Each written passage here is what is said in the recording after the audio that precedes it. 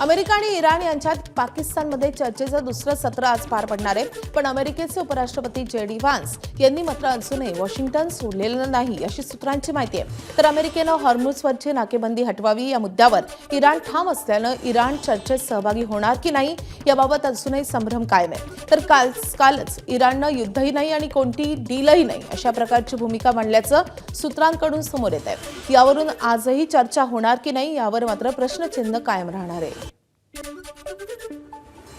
इराणच्या न्यायपालिकेचे प्रमुख गुलाल हुसेन मोहसेनी यांनी अमेरिकेच्या कारवायांवर कडाडून हल्लाबोल केलाय. अमेरिकेकडून युद्धविरामाचं उल्लंघन होत असल्याचा आरोपही त्यांनी केलाय.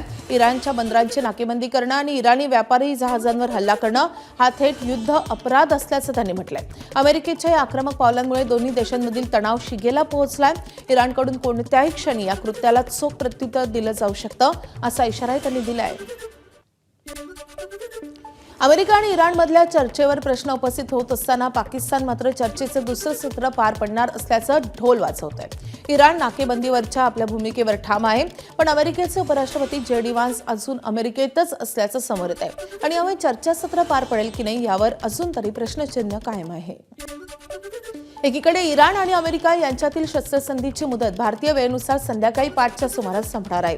तर इराण अमेरिकेसोबतच्या दुसऱ्या चर्चासत्राला जाणार नसल्याचं समोर येत आहे. यातच काल ट्रम्प यांनी शस्त्रसंधी वाढवली जाणार नसल्याचं स्पष्ट केलंय. इराणनं आमच्या मागण्या मान्य कराव्यात असंही ट्रम्प यांनी म्हटलंय.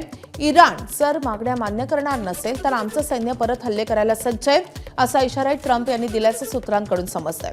हॉर्मुझवर अजूनही आमचा ताबा असल्याचं ट्रम्प यांनी दावा केलाय. ABP माझा, उघडा डोळे बघा नीट.